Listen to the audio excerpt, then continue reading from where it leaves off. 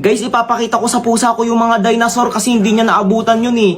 Alam mo, Ming, nung sinilang ka, mga dinosaur pa yung mga nauna. Ito, ganito itsura nun. Tingnan mo, makinig ka. Ayan o. O, diba? Ang cute ng mga dinosaur ng unang panahon, Ming, no? O, ayaw mo makita kasi bitter ka. Tingnan nyo, guys, pumapalag. Kasi ayaw niya makita eh, porque nauna sa kanya yung dinosaur eh. Tapos ito pa yung isa. Wait lang, kulay red yun eh. Ito, blue. O, tingnan mo ha. Kunwari ka pa eh, nabibitter ka lang eh, oh. Ganyan itsura ng mga dinosaur nung unang panahon. Wala ka pa kasi nun, Ming. Bata ka pa nun, wala ka pa nga sa sinapupunan nun, Ming, eh. Kasi ito yung mga maliliit na, na dinosaur noon. Ito pa. Uy! Bitter talaga, guys. Ayun, oh, tingnan mo, oh, bagong pisa sa itlog. Buti pa siya, napisa na niyan. Ikaw, wala pa niyan. Tingnan nyo guys, nag-iinarte kasi naiinggit yan eh. Wala siya noong unang panahon eh. Silosa kasi talaga to eh. O, tingnan mo.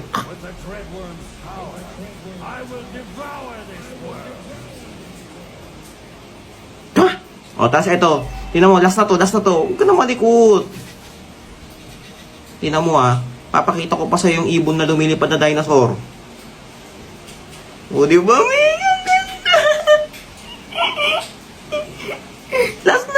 Last na.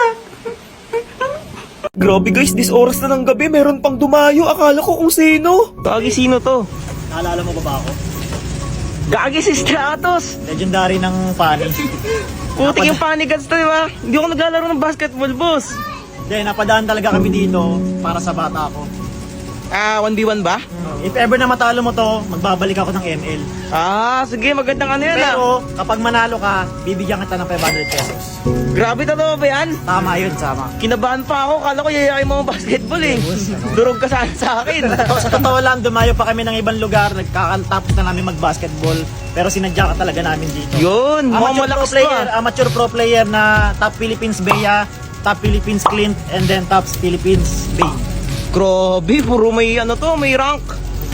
Sige, tara. Guys, dumayo dito sila Stratos, galing pa ng Quezon. Kala ko yayain ako ng basketball eh.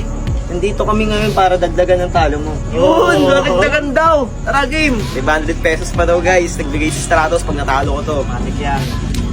Kapag wala pag wala siyang score, additional 500 pesos. Uy, grabe. Kailangan magka-score ka ng isa. Sobra akong ginanahan sa laban na to guys kasi nga daw kapag natalo ko to meron akong premyo. Sa una pa lang nagpahabol na ako para siya ay ma-micro. Pinilit kong magpa-lifesteal sa mga minions kasi alam kong lulusob siya. Sibat laban sa pana, tignan natin kung sino ang uubra. Kahit na first blood ko siya, hindi ako basta-basta nakampante kasi amateur player ang kanyang mga atake. Binigla ko siya sa part na to, etong si Stratos halos mag-init ang ulo. Nabuha mo, G. May pinalalo tayo mamaya kanina.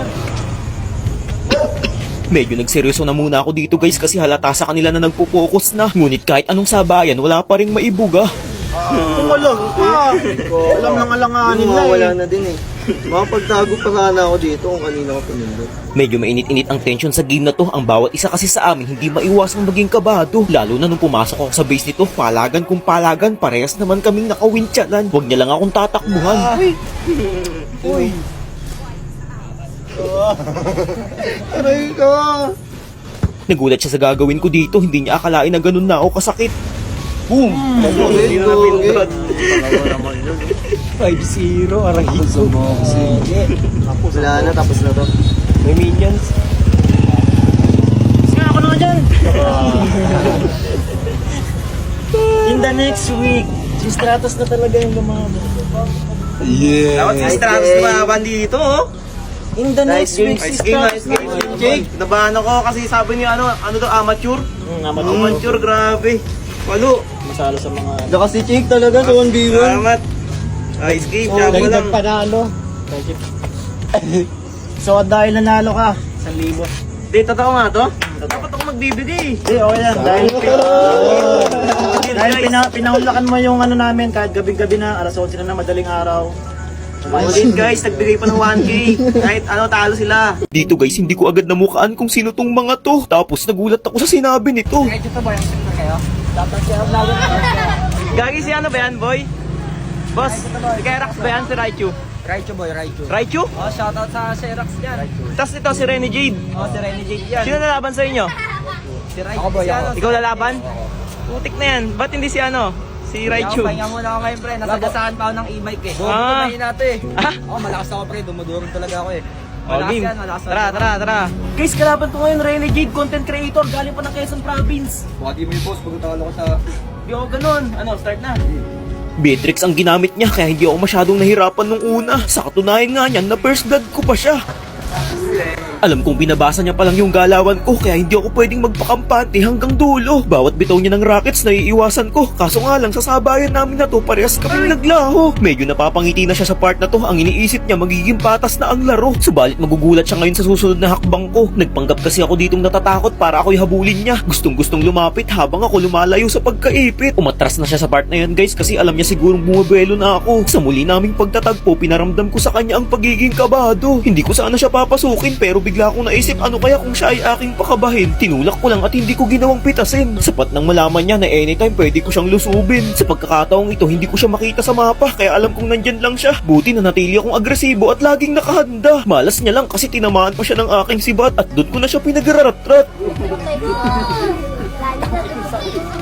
Habang nagkikiril ako ng minions niya, naisipan ko siyang isurpresa. Alam niyo kung ano yun ay ang pasukin siya sa loob ng base niya.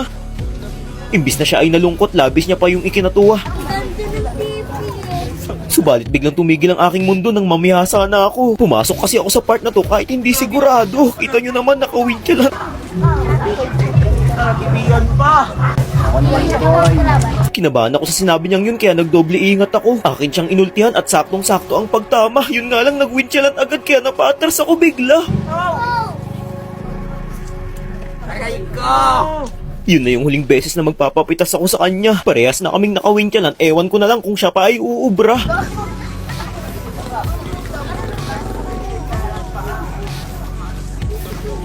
Di ko maabot, boy. Ilaw mo sa akin, gago. Sayang. Ay, kita ka nga. 10 minutes na. Pag 20 minutes pa nakakalimutan. Ayan na nga, ayan na nga, ayan na nga. Ayan na nga, ayan na nga, ayan na nga. Bakit gago? Maganda yung ginawa niyang strategy sa part na to. Habang kinikrill ko kasi mga minions niyang papalabas, andun siya sa mid lane ko nagkiklear din. Hindi po pwede yung ganyan kaya sa aking pag-uwi ako'y napilitan. Panoorin niyo yung gagawin ko dito kapag siya ay aking naabutan. Heto yung malaking pagkakamali niya sa akin guys kasi hindi siya nagmadali mag-recall pa uwi. Nilinis ko lang yung mga minions ko sandali saka ako siya tinuntun kung saan siya nagkukubli.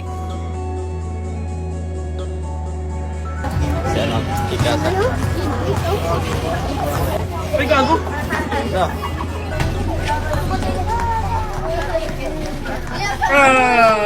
Dong. Tata, boy. Boy, tapos na. Tapre. Wala ka ninabot.